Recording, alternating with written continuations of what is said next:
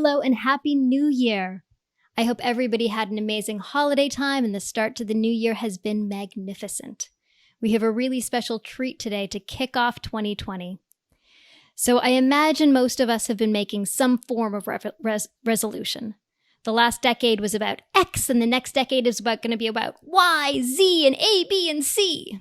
Well, in order to accomplish X, Y, Z, A, B, and C, we probably need some plans, some vision, some way to execute our goals and dreams. Our guest today, BJ Fogg, is going to help us do just that. He is one of the world's foremost experts on behavior change and how to start and create habits that are actually going to stick and actually going to work. So anybody's diet plan, meditation plans, desires for the future that you want to have, and the semi-perfect you that will be evolving out of the beautiful butterflied cocoon that we have been in for the last decade, here's a man who may make some portion of those dreams slightly more true. Welcome, BJ. Ariel, thank you for inviting me. It is my sincere pleasure. First question, how was your New Year's? Oh my gosh, it was in transition. It was good. I mean, it's great to start a new decade, but my book launch has been planned for New Year's Eve 2019, 3 days ago, for 2 years. So and we moved from Maui to California and then moved on here to New York. So it's been busy, but the book's out and the response has been really, really great. And so I guess the answer is it's been an awesome way to start this decade. So you've started the decade with your new book, Tiny Habits, and today you're going to share a little bit about the methodologies that you recommend in it. Yes, I'm so excited. So if somebody's going to make habit change, what's the best way to do it? Loaded question. Well, yeah, I know. The way that we've been taught for decades, how the culture thinks about habits, most of it is wrong-headed. It takes us in the wrong direction. So what I'm excited about sharing is a way to create habits and to change our life that works, and it's easy and it's fast, actually, if you do it in the right way. And it's not guesswork. And so I'll break down some of it, and I'm sure we'll go deeper into some of the parts. But first and foremost, start with forming habits that you want and not ones that you feel like you should have. Ooh, New Year's Eve is all of a sudden just coming to kick me in the ass. Yes. Yeah. It doesn't work.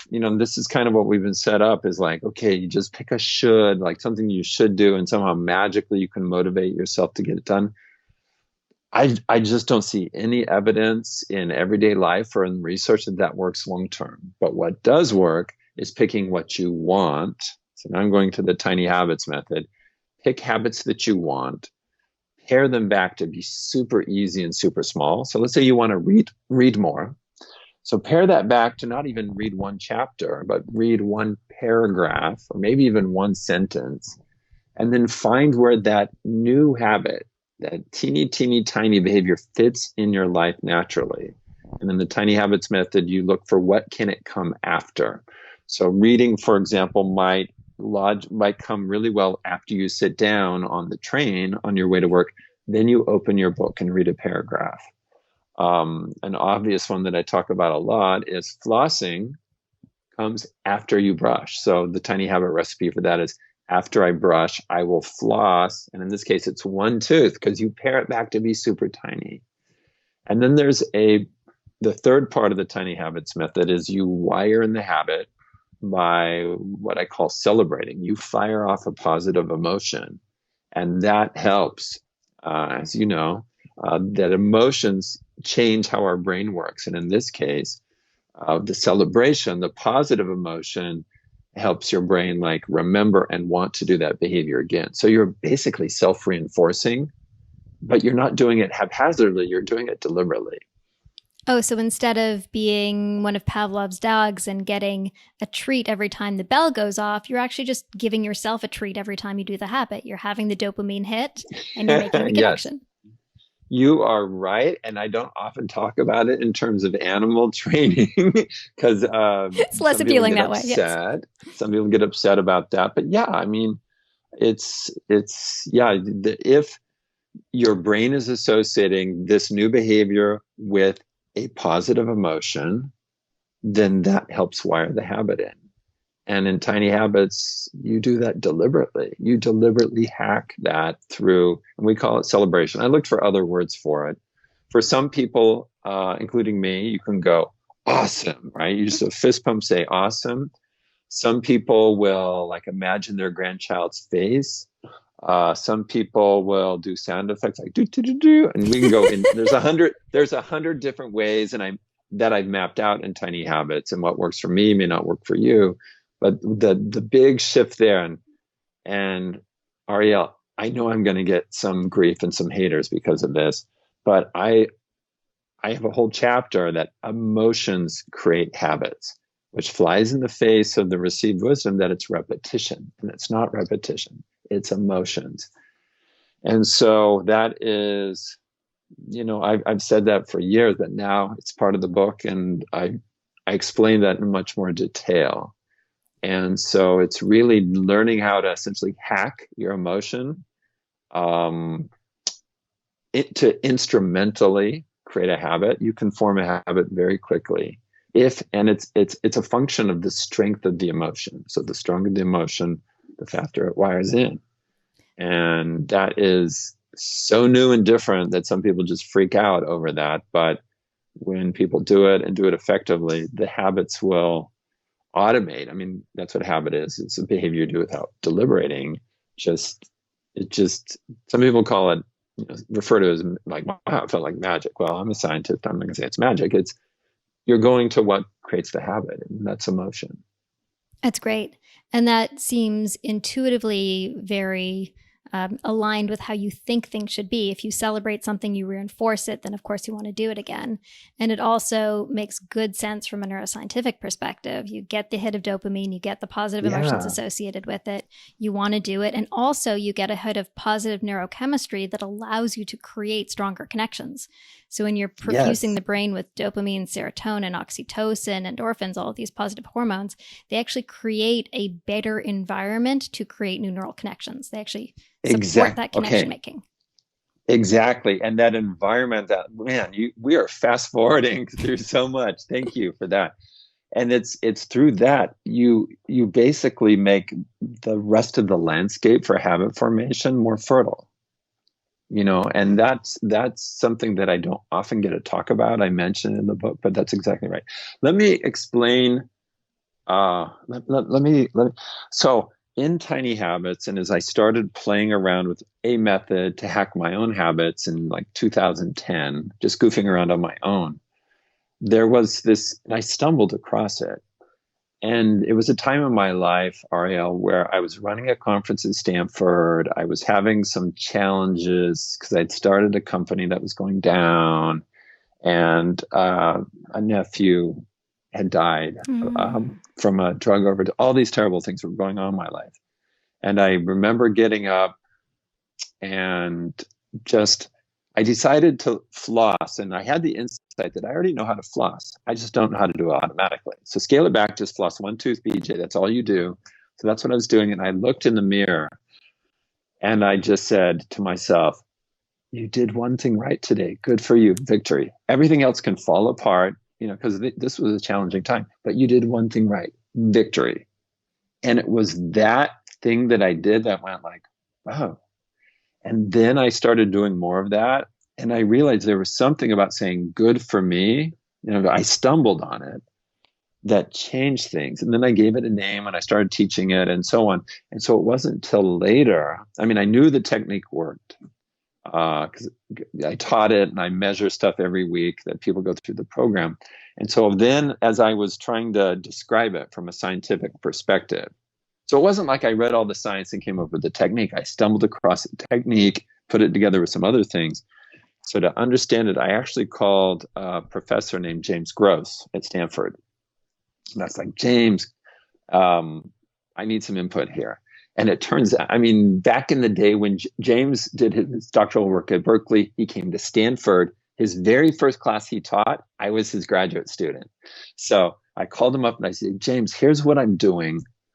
How would you describe it? And he's an expert on emotion regulation. I said, how would you describe this? And he described it much like you just did, Ariel. And he says, that's clever. Wow. And he helped me see that, yes, I wasn't crazy. And yes, that an expert like James and others, and later I talked to some of the other academic colleagues I have about it, but you are self-reinforcing. That's essentially what it is. And he has a framework about emotion regulation. And I'll just fast forward to the point here is so much work in emotion regulation is how to downregulate our negative emotions. Mm-hmm. You're feeling guilty. You're feeling sad. How do you downregulate? This technique of celebration is you are upregulating a positive emotion. So you can think of it as a 2x2, and James has mapped it out as a 2x2, upregulate, downregulate, positive, negative. And he, in one of his papers, says there's so little work done in this quadrant of upregulating positive emotions. And so that's where it fits in the broader academic framework of things. And James basically gave me a thumbs up and gave me some leads on how to pursue it further. There is no single study I can find in the neuroscience literature that puts all the pieces together. I have 4 studies that connected shows how it works, but there's no single study that pulls it all together. That a positive emotion done in an instant then wires in the habit and leads to more automaticity. But that's what you're doing with the celebration piece in Tiny Habits. So you don't have a study per se, but you have by now thousands and thousands and thousands of people that have done this. I know you've watched behavioral change categorically, step by step, over literally tens of thousands of people to identify bit by bit what makes the most effective habit change. Yes, exactly. Well, I do have a study where I had some people a true experiment where people randomized. Some people celebrated, some people didn't celebrate, and clearly different effects. What I'm not is a neuroscientist. So I've been looking for a study in neuroscience that puts all the pieces together, and there's not one. But you can cobble it together and show the connection. I know the technique works, so I've studied that. But to actually go and look at the brain chemistry and all of that, and there, as far as I can tell, there's no study that looks at it from that perspective yet. Okay. Shout out to any colleagues. Anyone want to run a study? Yes, I think people will be running to validate this because it's a fundamental piece. I mean, when we look at really any discipline, I live a lot in the world of healthcare and the world of meditation and the world of fitness. In each of these worlds, we look at how you create habit change.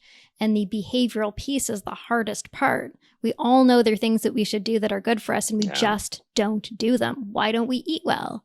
Why don't we exercise as much as we should? No amount of information is going to actually shift your behavior. And the question always is, but what does? Yeah.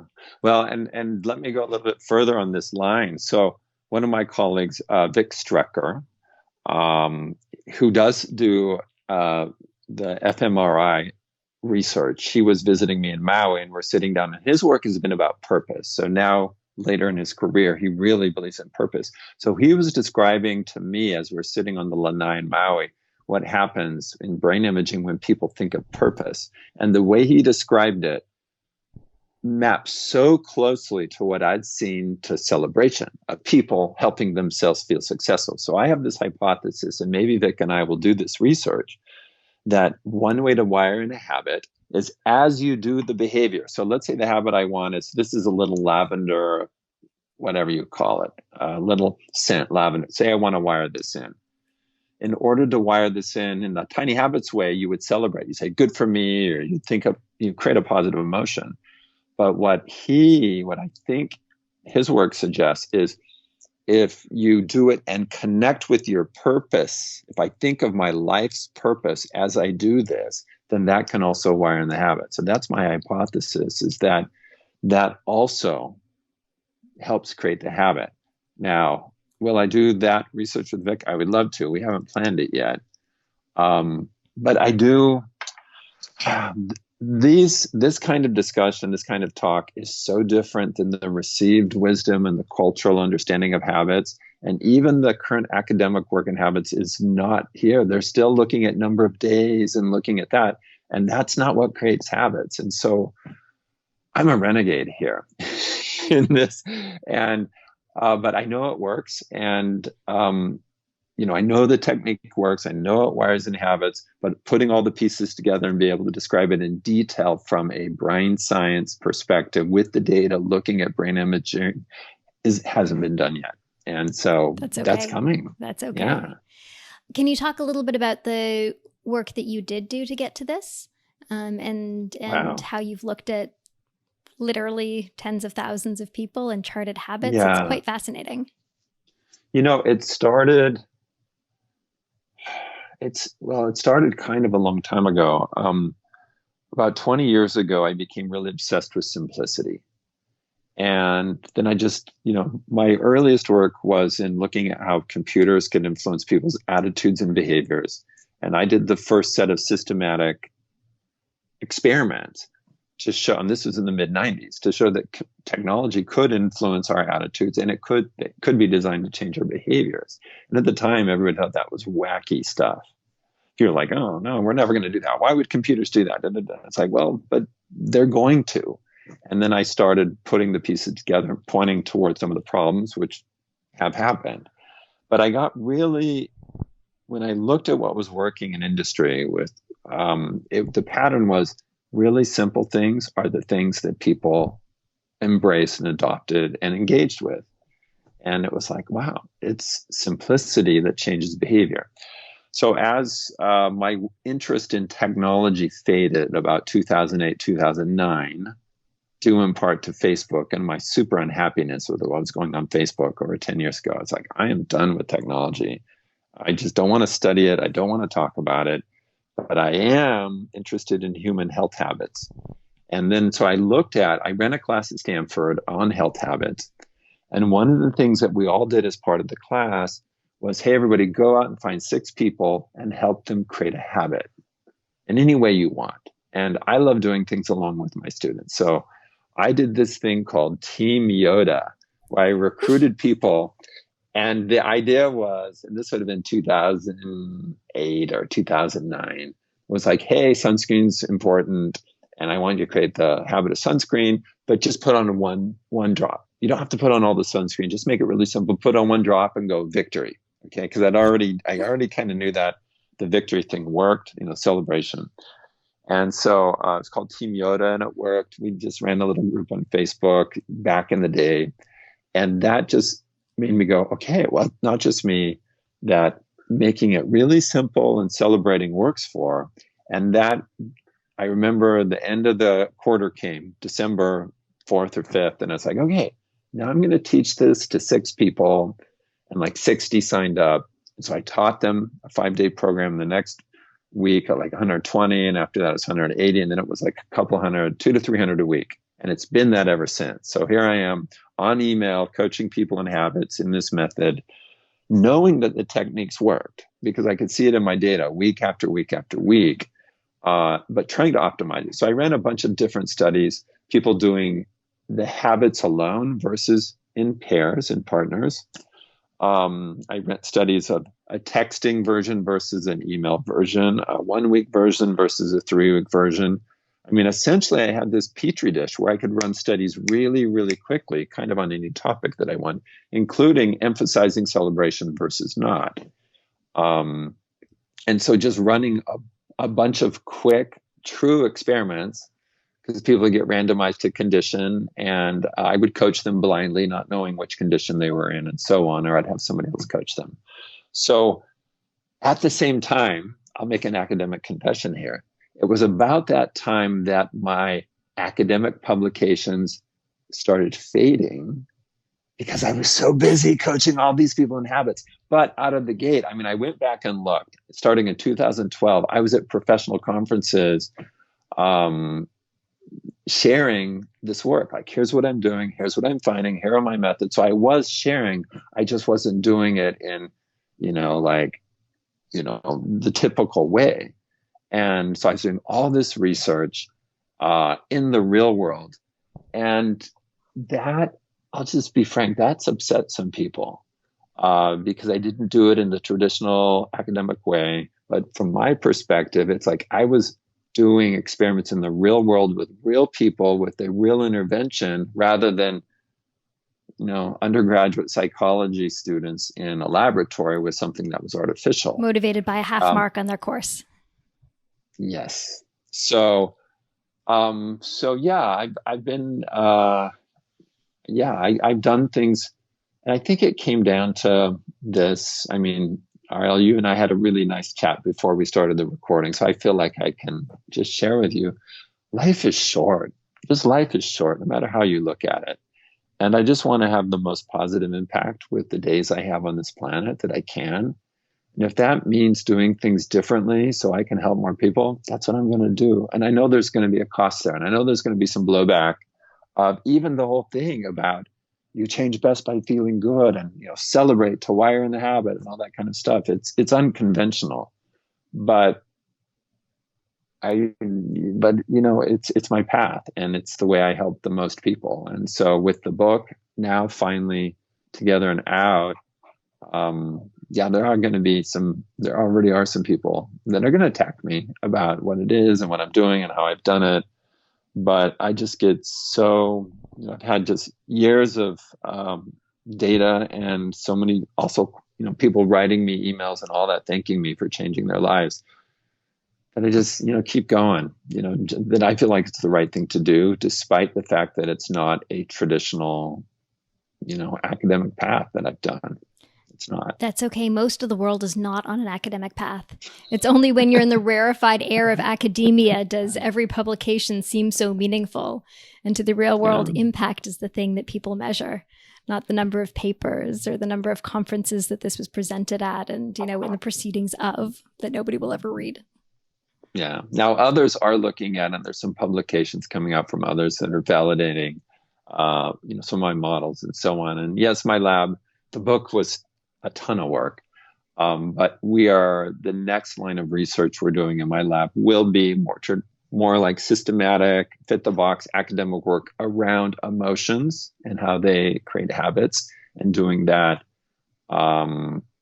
with my students. And one of the experiments, like I explained with Vic, was comparing the feeling of success to the connection with purpose, and seeing how versus not doing anything. And so having those three conditions and seeing which one wires in the habits the best. And so it might seem a subtle difference between celebration and visualizing or connecting with your purpose, but I think it is a really interesting question, and it matters to know if they work the same or differently, or for different people, or what the differences are. I imagine connecting with purpose would be incredibly meaningful for wiring habit, because when you connect with the purpose or the meaning of something, now all of a sudden it's tangible for you. You've made it a part of your own narrative. When we're able to live with a narrative in my life and say, okay, well, now this is successful because I'm going to weigh less, or I'm going to have done this in the world. When you connect it at your deepest level of hierarchy of needs, like the top level of your hierarchy of needs, but at the deepest level of your own motivation, I couldn't imagine it would be less motivating. Yeah. Well, and there's various positive emotions. And I'm going back to my discussion with James Gross and looking at his work and discussing with him, because I think he's one of the world's experts on emotions. There's various emotions that can help wire in habits, and pleasure is one of those. And the whole field of emotions academics can't even agree what emotion is right now, but let's just not go there. But the emotion that I teach people to connect with is the feeling of success. So as, help yourself feel successful. As I, sniff the lavender scent before I go to bed in order to sleep better, to help myself do something that helps me feel successful, like way to go, BJ, or I did it, or nice job, or something like that. And that feeling of success that emotion has never had a name.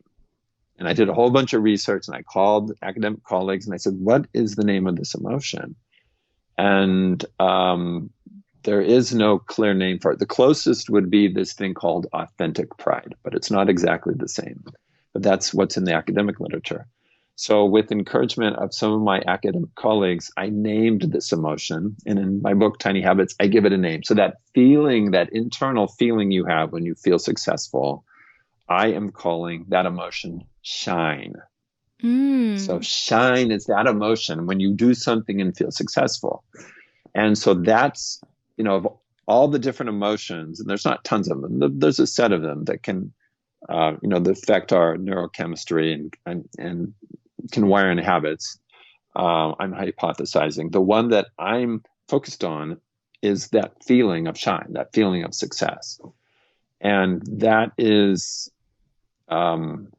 what I'm finding with that, what I found with that is as you learn to create a feeling of success on demand, not only does it wire in the habits, as my data shows. I mean, my data is not showing what's going on in the brain because I don't study that, but it does help make the habits wire in or become automatic. It also seems to have an effect that generalizes out, that it affects your optimism, it affects your identity, it affects how you interact with others. And the subtitle of my book is the small change. It's, the title is Tiny Habits. The subtitle is The Small Changes That Change Everything. And most people think, oh, that's a whole bunch of small habits that change everything. No. It's the shine. It's you learn to feel and embrace shine and give others shine. And that's what changes everything. That's awesome. Right on.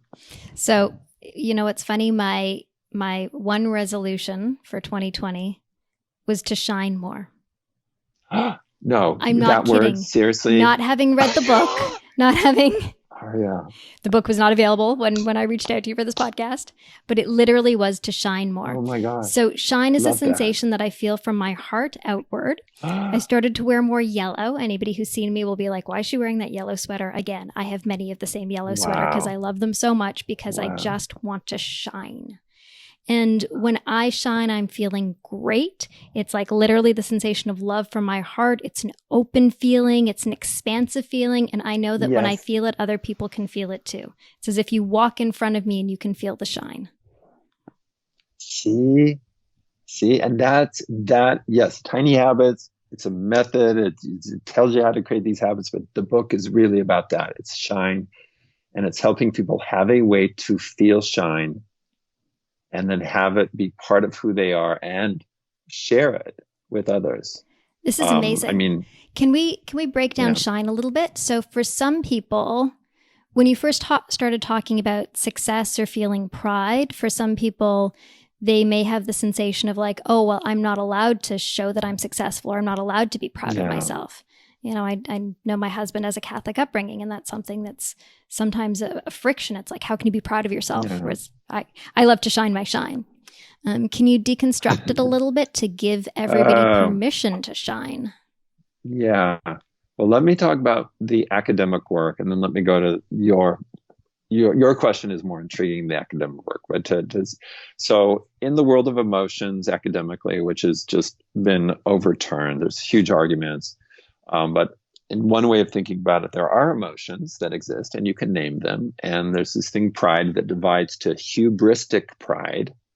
And you can just think of an orange man in the White House as the definition of that kind of pride. And when you read that, the academic work, and it's like, oh my gosh, that's a person I'm seeing in the news every single day. And that's hubristic pride. And then you have authentic pride. But authentic pride isn't the same. It's more... It's not the internal sense of success. It's like, oh, I'm so proud that my son won the wrestling tournament, so on. And so there was this thing. And then I did some really fast, not large scale research, but on Twitter, I said, hey, come answer some questions for me. And I gave people these scenarios. Oh, you've been studying really hard on an exam, and then you take the test and you look and see you got a great score. What emotion do you feel at that moment? So I gave them various success scenarios, and I had people say, what is the name of that emotion? What is the name of the emotion? And the responses, there was no one clear response. Some people said joy, some people said satisfaction, and so on. So that, at least in my journey to figure out what the name of this emotion was, said, well, there is no agreed upon name for it. And did some testing of different names, and shine fit the best. Now, to your point, or where I think your point was, is some people are really resistant to that. They don't embrace feelings of success. It's like they resist feeling success, resist feeling shine. And I don't know why that happens, but I know it happens. But people can learn to embrace it because people have with tiny habits. They're like, oh my gosh, now and this is, when they do that, that starts changing everything for them. When they go from a resistor of positive emotions, and specifically shine, to somebody who can generate it and then also embrace it and not resist it. And that, if I have one dream, one aspiration for my book and my career, it's to change the culture of how people, I don't quite even have the words for it. Ariel, you've gotten me to talk about so many things I haven't talked about today. It's to change the culture of where people, rather than just beating themselves up and self-trash talk, they're finding the good in what they've done. And yes, there's some things that didn't go the way I wanted, but they're finding the good things and they're feeling good about those and feeling positive. And then they're also doing that for other people and with other people. And it just, I don't know how we change the culture around that, but that is like my highest aspiration for this book and my work. Maybe the first step to changing the culture for those who feel like they don't have permission because they feel like shining is a narcissistic act, or an act that, I'm not allowed to have this goodness for myself. When you put it in the context, which you just did, of your shining is the good for the world. That is the thing that changes your life and then changes everybody else's life. That is the beginning of the snowball coming down the hill of a better engagement with one another, or better sensations in our lives and society, whatever it is. That allowing yourself to shine actually elevates everyone else, or is the beginning of that social elevation. I love that. And that's testable. So I, as a, experiments guy, it's like, oh, I could run an experiment and test the impact of, we're going to frame it this way, we're going to frame it that way, and see which group then actually puts it into practice more. Thank you for that. Because that is an experiment that I can do. I can run that experiment, and thank you for that suggestion. You can also then it doesn't feel so narcissistic. Yeah. You can also run the group dynamic experiment, which is when one person does this method, does something within the group change? Yeah. Wow. Yeah. A little more complicated, but harder experiment to run, many variables to control. But that is that's the dynamic, or that's the eventual outcome of this, is how it affects others as well. I'll just share one more personal thing. You got me to talk. So my own sister, Linda, so I was pretty natural at saying victory and being open to it. And then my sister, Linda, was not at all. She didn't do the celebration piece of Tiny Habits till I kind of sat her down and said, Linda, it's part of the method. It's not optional. If you want to wire the habit in, this is it. I mean, because a lot of people say, oh, that's, kind of crazy California woo-woo stuff. I'm not doing that. So once and the way she got there, Ariel, was she did this thing that we now call a Celebration Blitz. And the easiest way to do that is to go into a part of your house that's untidy, and then just pick something up and put it into its place and go, yes.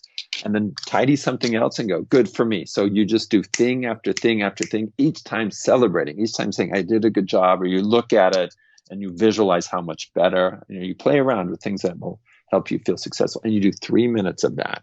Tidy, tidy, tidy, tidy. And then you just pause and you reflect on how you're feeling. And you feel different. It's like in just 3 minutes. Look what just happened through celebrating. And that was the thing that shifted my sister. She's like, oh, no, this is real. I just felt it. This is real. That good is reinforcing. Then she began, and she calls herself now a celebration convert and teaches other people to do it. So that is, if somebody's listening to this and they're like, I could just do that 3 minute. And the tidying thing is the easiest thing to do because, most of us can tidy stuff up. Set a timer and just start putting things in their place or straightening them. And each time saying, good for me, way to go, awesome, this looks better, bam, bam, bam, bam. And then just pause when the timer goes off and just tune in to what you're feeling.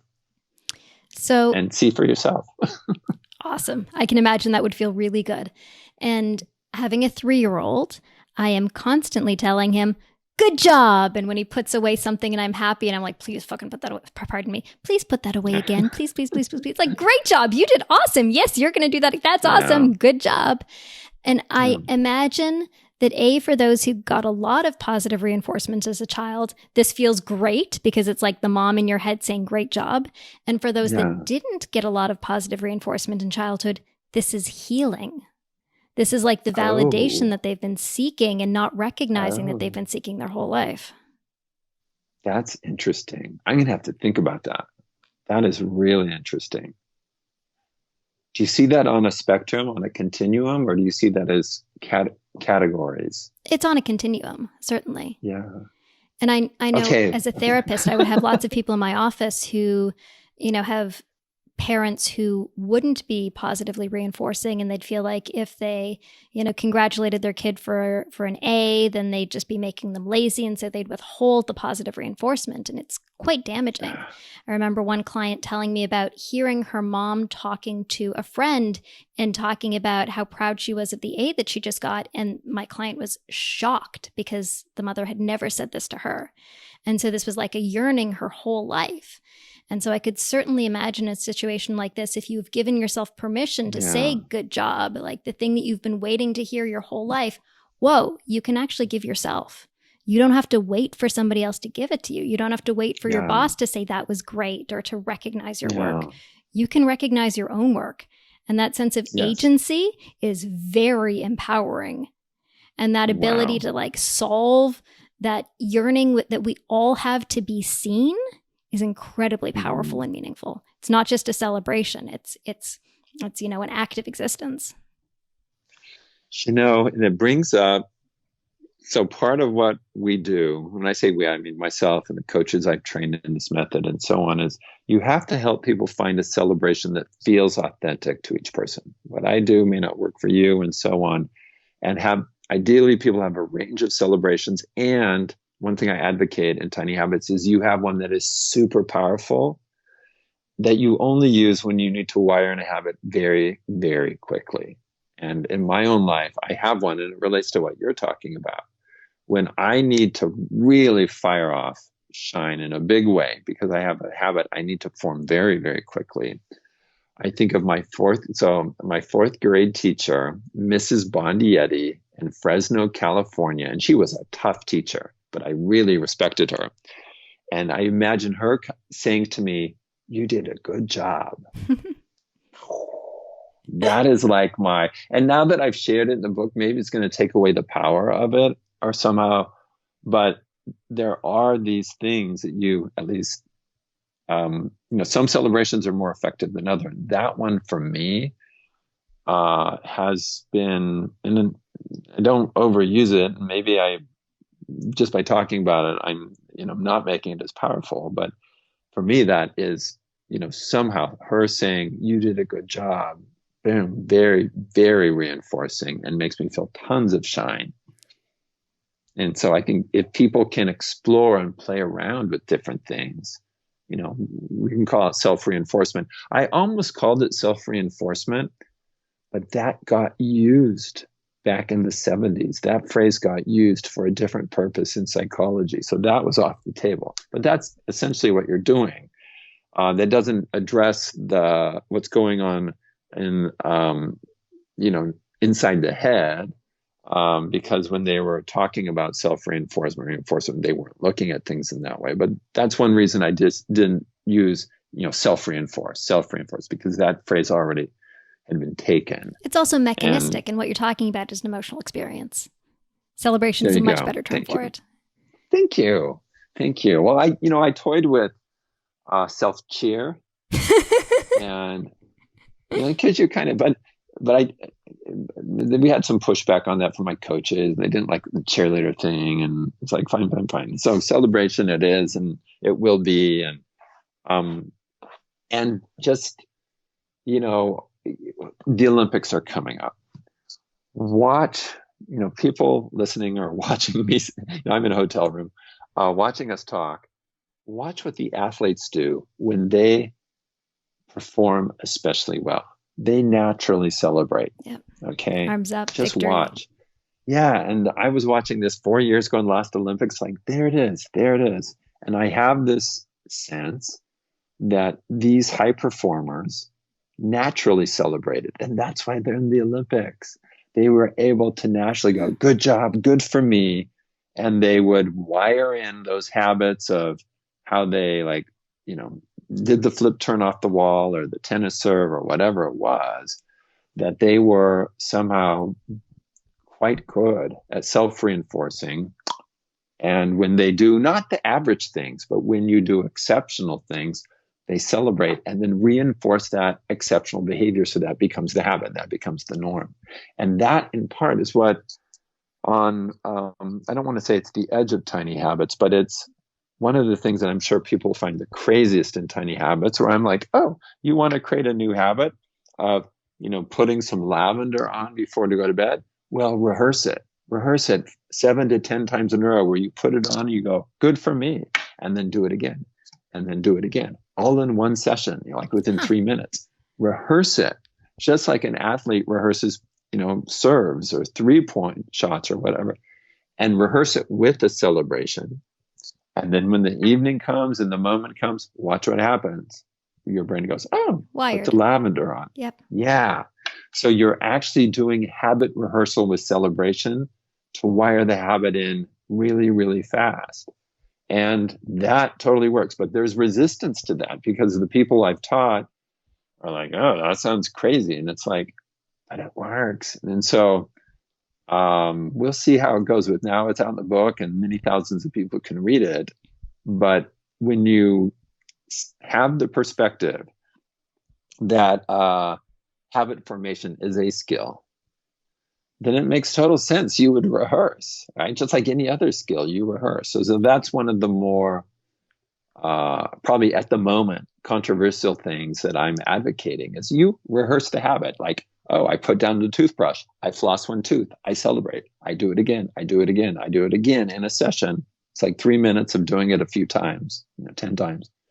And then when it comes to it in the real life, just like Stephen Curry doing a 3-point in real life, boom, you want it to be automatic. You don't want to be thinking about it. That makes complete and total sense. Basically, you've just offered a hack for quick neuroplasticity. I mean, all you're doing is you're trying to get neurons to wire together in a habit loop effectively.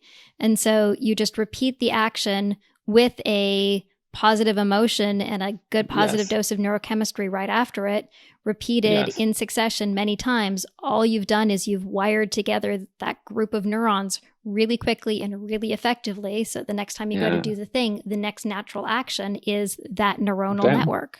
Like, super simple. Yeah, you're right on. But people laugh at me when I say this right now. So, but not everybody, but people find it just crazy. But I don't think it seems sort of silly to do, but when you think about it from a practical perspective, it makes total sense. It's just outside of the norm of our habit. It is just not our habit to learn habits that way. There we go. And, like I said earlier, I'm willing to do things in unconventional ways that work to have the breakthroughs because they work, right? And so, I'll have some criticism, some haters around it, but it works. And I think that resistance will be temporary. And I'm so excited about the future of, imagine 5th graders learning to celebrate, like deliberately. Find what works for you, Susie and Tommy and Clara.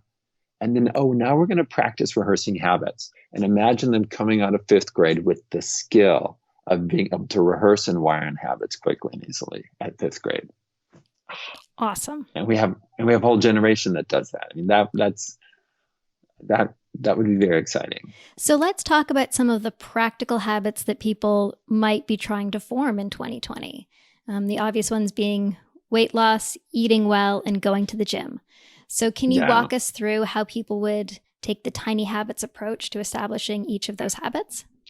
And we can do them separately. Yeah, let's see. Which one should we start with? Your call. You're the coach. Call. You're the guru.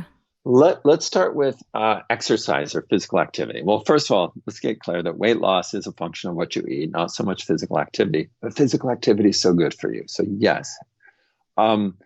So what you do is I want to be more active or I want to work out more. That's an abstraction. Mm-hmm. And so what you need to do is come Big up abstraction. I'm just going to be fit. I'm just going to work out. Well, yes. Literally in what you see in Tiny Habits is you put it inside a cloud. So you have this cloud-like structure and you write, be more physically active inside the cloud. Outside the cloud, you have these boxes where you write specific behaviors with arrows to it, like, walk for an hour every morning, and you draw an arrow to the cloud. So you put these concrete, tangible things outside of it with arrows going in. Okay. And what you do is you come up with a whole bunch of different behaviors you can do that would lead to the aspiration of being more physically active. I could dance once a week at, square dancing. I could do squats every time in the bathroom after I pee. I could da-da-da-da. And so you come up with a whole bunch. And there's a way to do it. I won't go into details here, but I call it magic wanding. It's a brainstorming method where you come up with tons of them. Then once you have a whole bunch of options, then you get realistic and say, which one of these is really a match for me? Because you're not going to do them all. So you're looking for a behavior or a set of behaviors that have 3 criteria. 1, will it be effective in having you be more physically active? So effectiveness. 2 is, do you want to do the behavior? And then 3 is, can you do the behavior? So the want and the can maps to my behavior model, motivation and ability. Mm-hmm. So you're looking for one of the behaviors or more, and I call that a golden behavior that's effective, you want to do, and you can do. So notice you're not guessing at, I just have to go walk every morning. You may discover, oh my gosh, I can do dance class for 30 minutes a day at work. It's effective, I want to, and I can do. Then you focus on that and have that become a habit. So a big part of what I teach is you need to match yourself with the right behaviors for you, what I call the golden behaviors. And you don't just guess. So that is what I would do for all of those. Let's say you want to eat better. So how do you know what the right behavior for you is if you're not just guessing? Well, because you go through systematically. There's a way to do a sorting that I explain in the book where you sort along 2 dimensions. The quick and dirty way, I also explain in the book, is you go through and you look at, let's say you come up with 20 different ways you could be more active, mm-hmm. physically active. So then you go and you put a star by each one of those that you think has real impact, that would truly have impact from a science perspective. So you find 5 or 6 and star them. Those are going to be effective. Then you go circle the ones that you think you can get yourself to do. So then you go like, okay, what can I really get myself to do? Yeah. And so you circle those. Then you look for the items that have both circles and stars. Those are the matches for you. See what I'm saying? Totally. So you come up with a whole bunch of them. And then those 3 criteria, impact, and can I get myself to do it? The can I get myself to do it is a combination of motivation and ability. So I've compressed that into one question. Can I get myself to do this?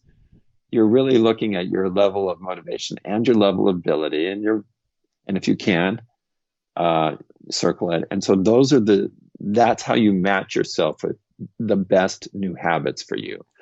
And that is really, really important. If you pick the right, or I don't want to say the right, because there's more than one. If you pick good matches for you, then you can create habits really, really readily. If you pick a bad match, a friend tells you to do this or somebody tells you to do that, and you're like, I don't really want to, but I'm going to try. You're probably not going to succeed.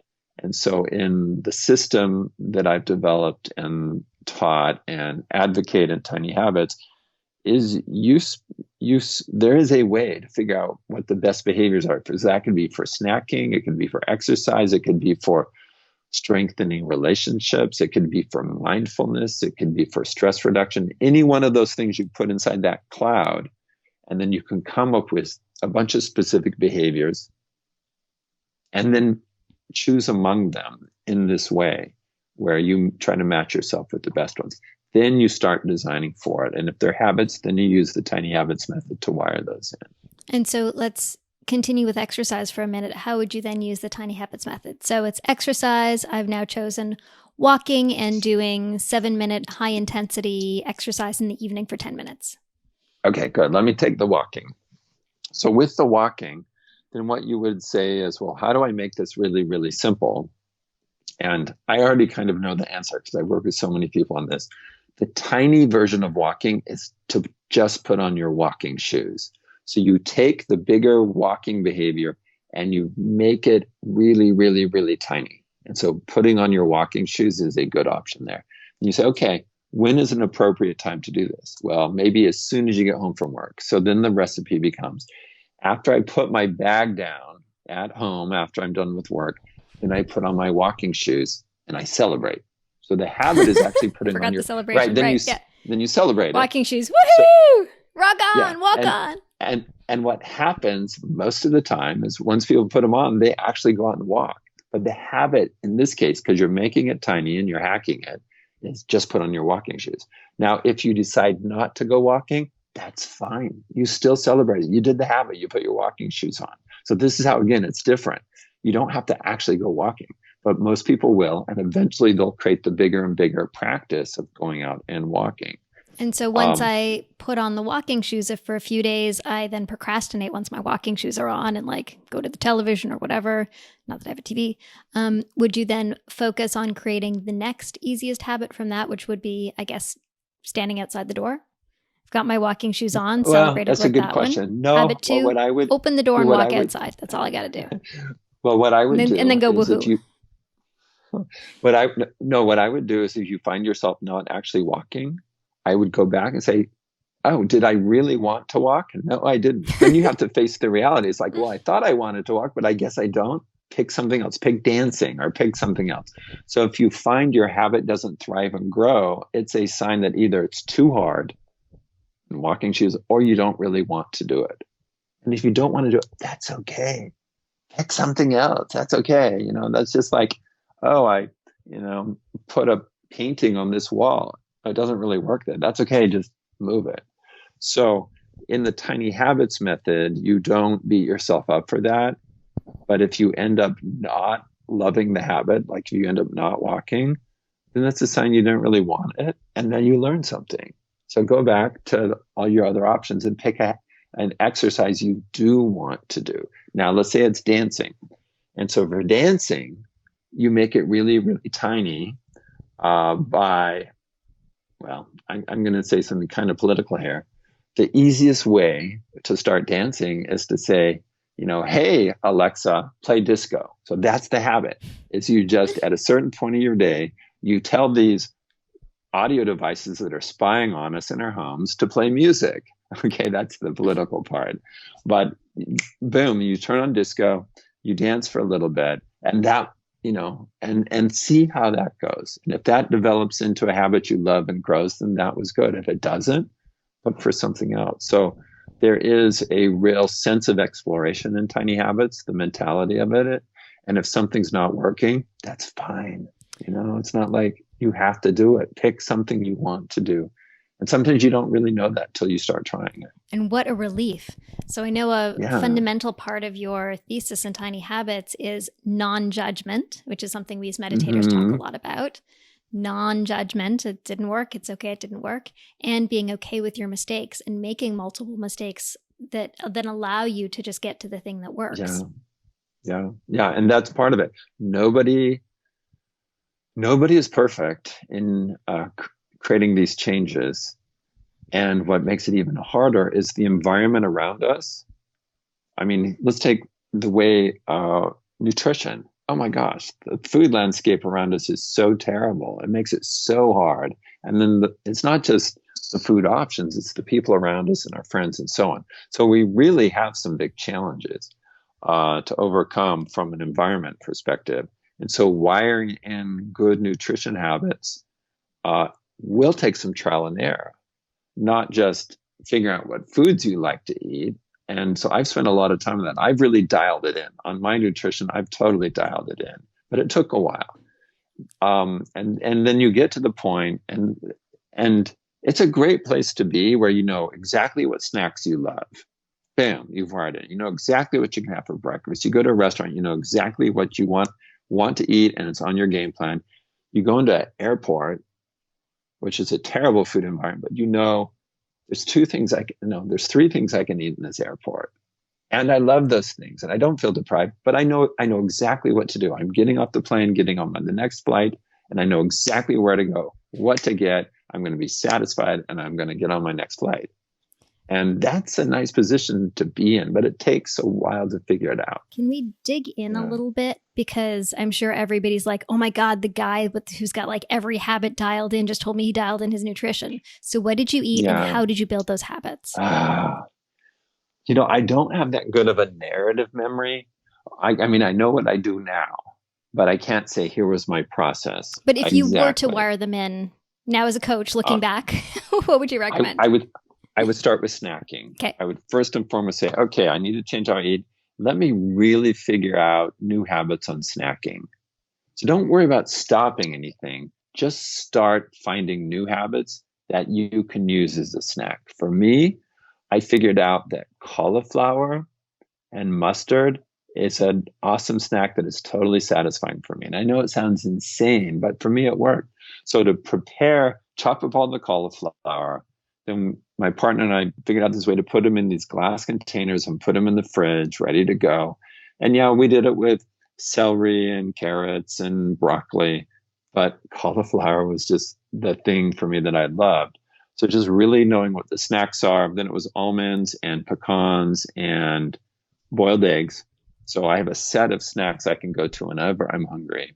So for example, so I would start with snacking because I think if you can nail the snacking, create some snacking habits you love that are your game plan, I would wager your bad snacking habits can fade or you'll be able to get rid of them much more easily once you have some good snacks. So rather than trying to stop the bad snacking, and this is, I have this 3-phase program in the book I talk about, start with creating the new habits of snacking. Don't beat yourself up over the cake and the cookies and the donuts or whatever.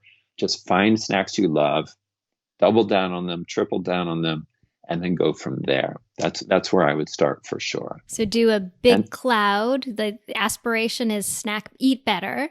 The activities below it are snack better. Okay, the aspiration is eat healthy snacks. The activities are the different things you could snack on. What are the things that are achievable, that I want to do, that are realistic? Find the Venn diagram. And impact also, and the impact that are also truly healthy. Like part of my journey was that I believe some of the things like, non-fat yogurt's good for you. Okay, so I was misled by information. So I was trying to change my eating behavior by eating stuff that now I know is not good for me personally. So part of it is understanding, and this is the impact dimension, like what is truly nutritious and not. And like, I'm going to eat non-fat crackers. That's what Ariel, I was eating tons. I know. I was eating tons of popcorn, and people say it's such a healthy snack. Guess what? For me, it's not. Popcorn is, for me, it's toxic. But people say how great a snack it was. So part of it is knowing what is truly healthy food, and then also what you like to do and you can do, and putting those together. Now, the information out on nutrition is a lot better than it was even 8 years ago, I think. So finding healthy snacks. The next thing to tackle would be breakfast. Figure out a breakfast that you totally love and that's totally satisfying, totally on your game plan.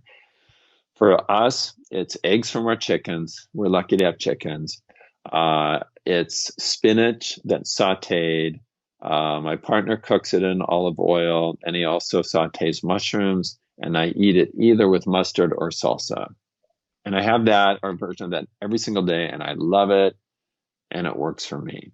So, and I don't need variety other than, am I putting mustard on it or am I putting salsa on it?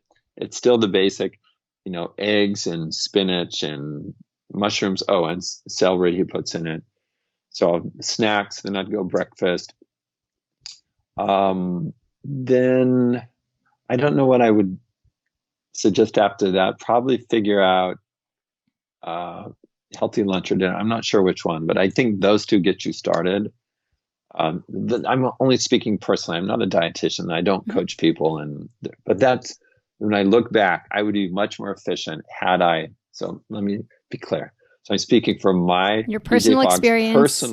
personal, not scientific, personal retrospect of I would have been much more efficient if I tackled the snacks first, breakfast next. And then I think from there, the rest of it would have been clearer to me. And now it's crystal clear to me. I know exactly what I do when I travel.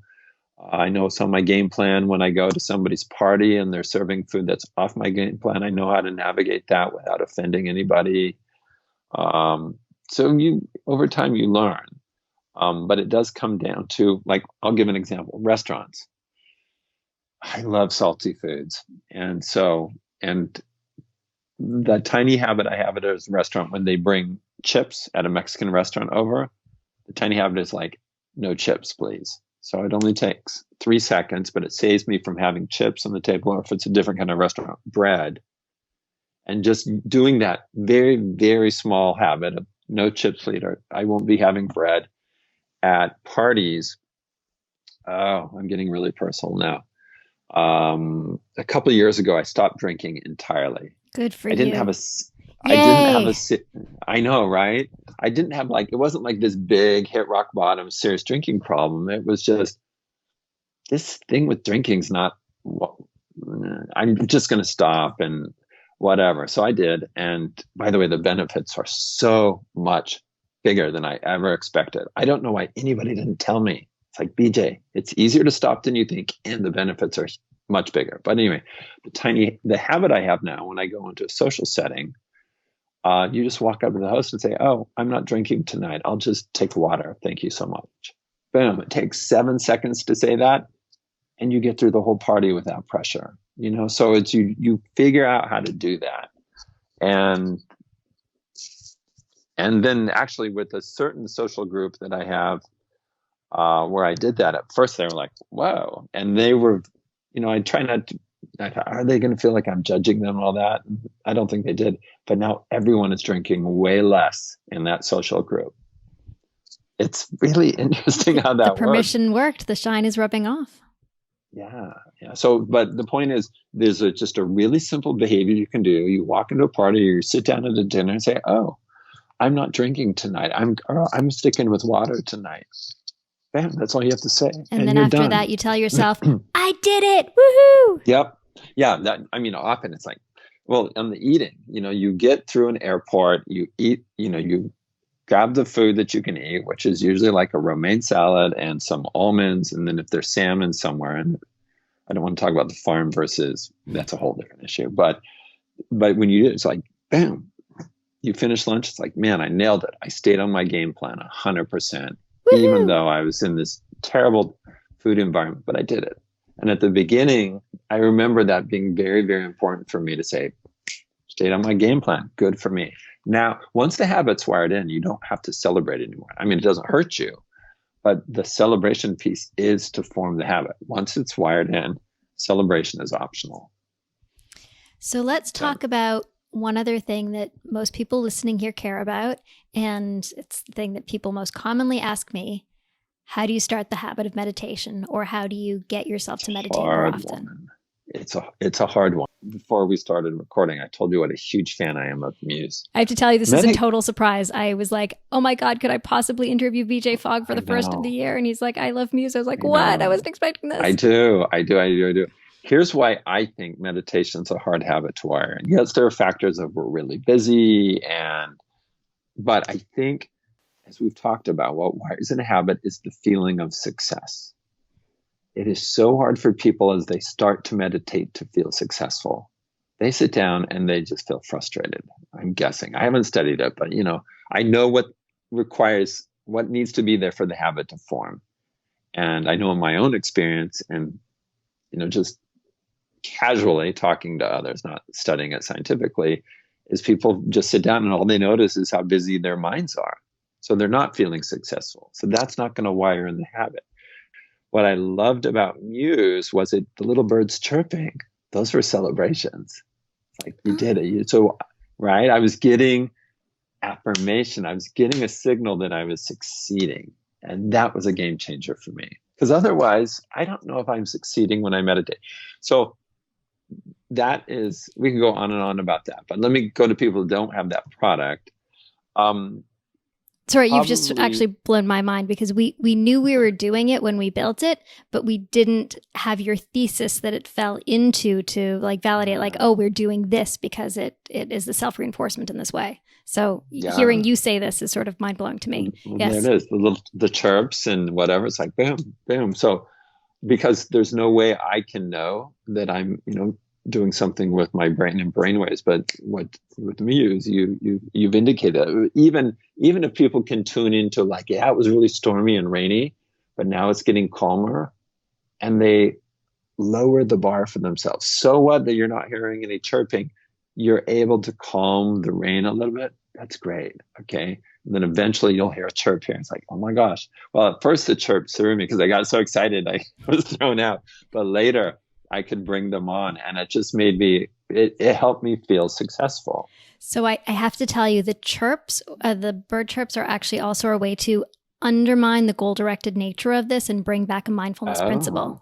So everybody, the first time they hear a bird, if you don't know what it is, it's just like, okay, that was a bird. As soon as you know that a bird is a reward, you're like, oh my God, I got a bird, and you get really excited, and then the bird flies away. So it is our way to subtly reinforce the habit while at the same time not getting you totally invested in your rewards. So you have to become as invested in your rewards as you are in your failures, essentially equanimous to them both in order to actually succeed. Yeah. That's the subtle mindfulness lesson that we imbued within it. I love it. Well, I think it's great. I think it's terrific. Now, if somebody doesn't have that product, I think to reframe what success is as a meditator, like just sitting on your mat, celebrate the fact that you actually did it.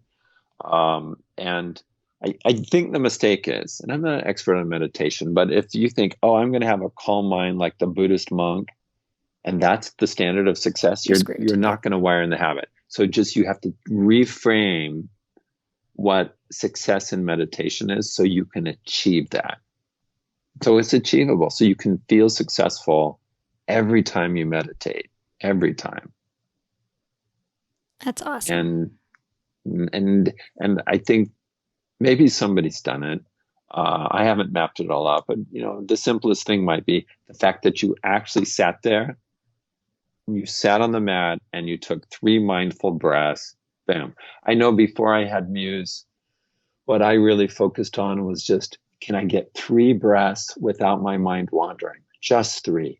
And it was hard, but that was the standard. If I could do it, it's like, okay, good for me. Let's see if I can do it again. Just 3 breaths without my mind going off. So it wasn't like a high bar, but it was some way that I could feel successful. But that took some effort. I do like the birds chirping better. I love that. Yeah. Awesome. So if you're trying to meditate, all you got to do is sit on the cushion. If you've nailed sitting on the cushion, all you got to do is get 3 breaths. Lower your expectations so you can feel successful. Why? Because the feeling of success will wire in the habit. So by lowering the bar, you help yourself wire in the habit. And I guess you help enhance other aspects of your experience of life by allowing yourself to feel this feeling of success continually. Yeah. So I actually say that in Tiny Habits, something like, hey, it's time for somebody to say it.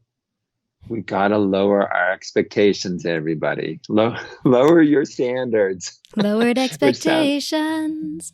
Is there a song? There used to be a Mad TV skit about lowered expectations. It was like a dating scene. It was great. Right. Maybe I was channeling that. I was like an impressionable teen at that time. So there you have it. Yeah. Meditation is an amazing habit to form, but it is one of the most challenging. And what you've helped create, I think it's a game changer. So maybe we should be doing some research together on it. That would be awesome. Totally happy to. It's awesome. Yeah. So in summary, for people who are looking to change habits this year and stick to their 2020 resolutions, the steps are? Oh, well, God. I would get my book and follow it. Of course, honestly, get the book and follow it. Okay. But so that people have something in their mind when they get off and they feel like they've been successful listening to this and that they've achieved something in the listening to this podcast, they are going to think. Okay. Pick a habit that you want and then really pick the smallest version of that habit. So just pare it down so it's something so tiny and small that it's ridiculous. Then find where it fits naturally in your day. What does it come after? And then write it out. After I sit on the bus, I will open my book and read one sentence. There's your habit. And then as you do that, celebrate, have a positive emotion to wire that habit in. And that's what you do. That's 3 hacks. Hack 1 is make it tiny. Hack 2 is you remind yourself through a routine you already do what it comes after. Hack 3 is the emotions piece. Celebrate to wire it in. So bringing those things together. Awesome. You can do it without judgment. Don't worry if you make mistakes. If it doesn't work for you, just try the next one. Yep. Revise it, change up, do more than one habit at a time. The advice one habit at a time is baloney. 40,000 people I've coached, 40,000 plus have done 3 habits at a time. You learn more by doing 3. You can do even more if you want. And be flexible and playful and have fun with it. Don't be uptight. The rigidity isn't the way that you change. You change through flexibility and adjusting and learning and adapting as you go. So as much as you can, even though it might be a serious topic, try to be playful and try to see it as a journey and an exploration. You will get there if you keep going. You will figure it out if you keep going, but you will have twists and turns. You absolutely will, but just keep going. That would be my advice. Amazing. So for everybody looking to start a new habit in 2020 to improve some aspect of your life or change it, there is a formula. There is hope. There is going to be delight, and this is going to feel great. And you can pick up tiny habits to learn more. Ariel, thank you. Thank you. Thank you for allowing me to talk about things I don't often get to talk about. I really do appreciate it. Oh, thank you for being so open and candid. This is a complete honor and pleasure. Okay. All the best.